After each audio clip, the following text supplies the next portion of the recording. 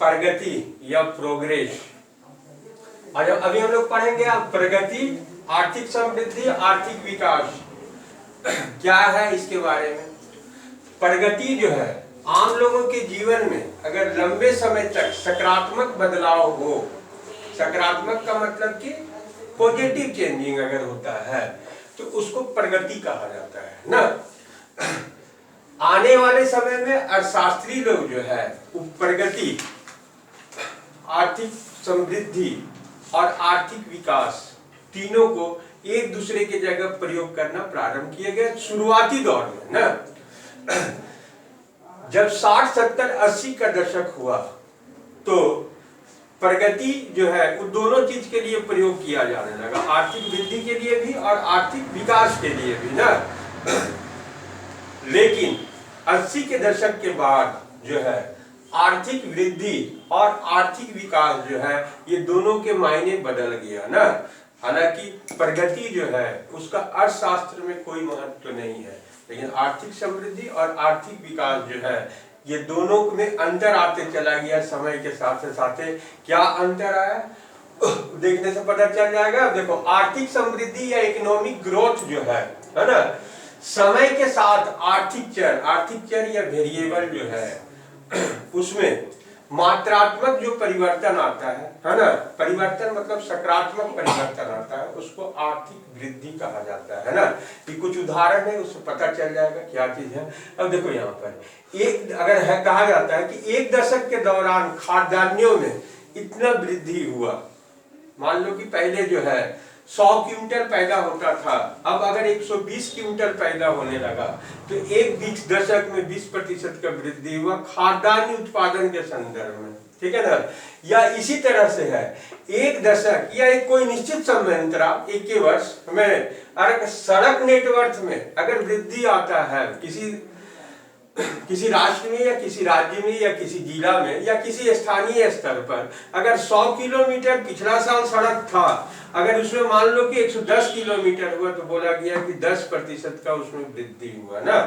इसी तरह से अगर अच्छा इसको ही जो है आर्थिक वृद्धि में है ना कुल उत्पादन का मूल्य जो है उसको तय भी कर दिया जाता है, वो भी जो परिवर्तन हुआ सकारात्मक उसको वृद्धि कहा जाएगा ना। किसी समय अंतराल में किसी देश का अगर प्रति व्यक्ति आय अगर बढ़ता है तो भी आर्थिक वृद्धि के अंतर्गत ही सम्मिलित किया जाएगा ना। लेकिन इस पूरा का पूरा जो उदाहरण देख रहे हो इसमें केवल मात्रा का परिवर्तन दिखाई दे रहा है ना, गुण का नहीं। अगर किसी भी कंट्री में अगर 100 लीटर पहले दूध हो रहा था, अब मान लो 110 लीटर होने लगा या 105 लीटर होने लगा तो बोले जाएगा कि 5% दूध के उत्पादन में वृद्धि हुआ है ना। अच्छा जो भी वृद्धि हुआ वो केवल मात्रा दिखाई दे रहा है। जैसे चावल का वृद्धि हो रहा है, चावल का उत्पादन में या खाद्यान्न में किसी पार्टिकुलर खाद्यान्न के उत्पादन में अगर एक दशक एक वर्ष में इतना अगर वृद्धि हुआ कुछ तो केवल मात्रा दिखाई दे रहा है।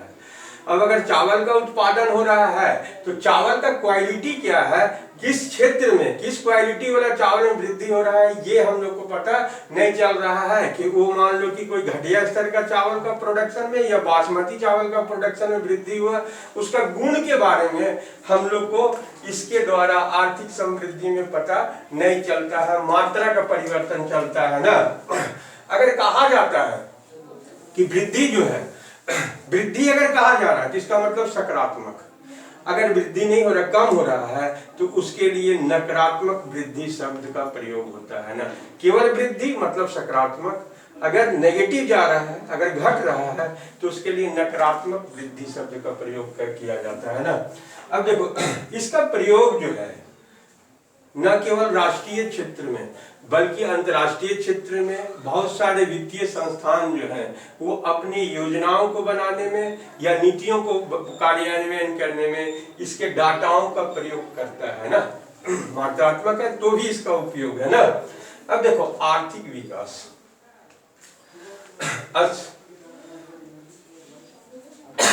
अब देखो मात्रा में अगर वृद्धि होता था तो भी दिख रहा था कि विकास नहीं हो रहा है ना, माने उसका गुण जो है वो डेवलप नहीं कर रहा है, ठीक है ना।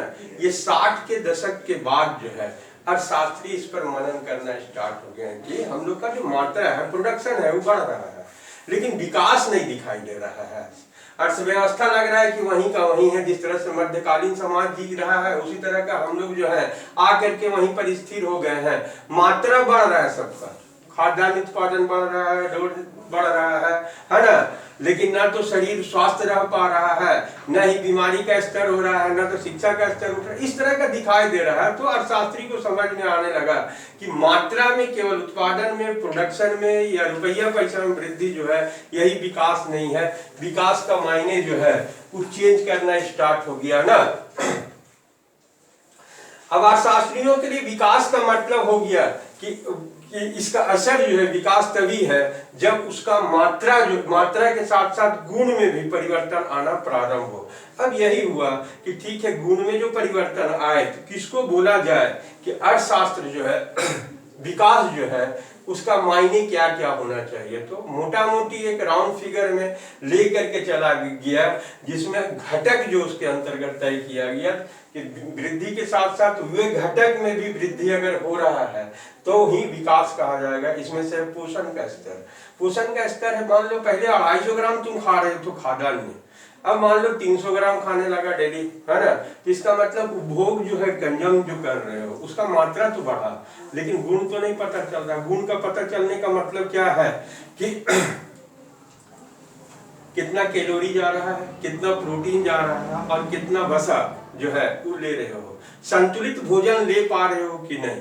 अगर पहले कम उपभोग करते थे, असंतुलित भोजन अब कम मात्रा खा करके और बेहतर कैलोरी और बेहतर प्रोटीन वाला अगर भोजन जा रहा है तभी विकास है। केवल मात्रा जो है 250 ग्राम की जगह 300 ग्राम खाएं तो वो विकास नहीं हुआ। उसके साथ ही पोषण में भी जो है उसमें संतुलित भोजन होना चाहिए, है ना। सबका जो मात्रा है, जो गुण है वो संतुलित होना चाहिए, तब विकास है ना। स्वास्थ्य सुविधाओं की पहुंच और विस्तार। स्वास्थ्य सुविधा का मतलब है कि प्रति 1000 पर कितना बेड है ना, कितना अस्पताल है ना, अगर है तो किन जगहों पर है ना। अभी नहीं है कि कोई देहात का एरिया हो और उसका 40-50 किलोमीटर का दायरा में कोई हॉस्पिटल ही ना हो, कोई डॉक्टर ही ना हो, नतीजा होगा वो जब तक पहुंचेगा तब तक गुजर जाएगा ना। तो स्वास्थ्य सुविधाओं का विकास भी होना चाहिए और उसका पहुंच जो है प्रत्येक नागरिक तक होना चाहिए। इस तरह का विकास है तब विकास है, नहीं तो विकास नहीं है। एक जगह केंद्रित होना भी विकास नहीं है ना। लोगों में शिक्षा का स्तर, बोला जाता है कि समाज जो है तभी डेवलप करता है जब वहां पर ज्ञान डेवलप करे या शिक्षा विकास करे। बिना शिक्षा का कोई भी समाज जो है वो डेवलप नहीं कर सकता है। इसलिए शिक्षा को भी इसके स्तर के अंतर्गत लाया गया ना। शिक्षा का विकास होना जरूरी है, तभी आर्थिक विकास है ना। अन्य दूसरे मानक जो जीवन के लिए जरूरी हैं वो सब का सब विकास के अंतर्गत सम्मिलित किए जाते हैं ना। अब तुम लोग का बुक में जो दिया है 2 परिवारों के बारे में दिया है ना।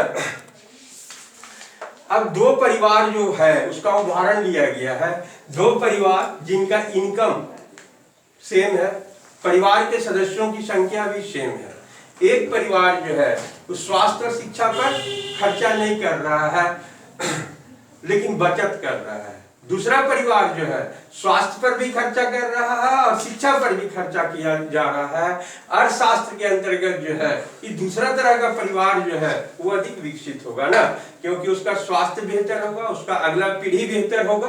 पहला तरह का परिवार जो है वो जो है उसका विकास अवरुद्ध हो जाएगा, अगला पीढ़ी जीते जाते गए। शिक्षा पर भी ध्यान नहीं दे रहा है, स्वास्थ्य पर भी ध्यान नहीं दे रहा है ना।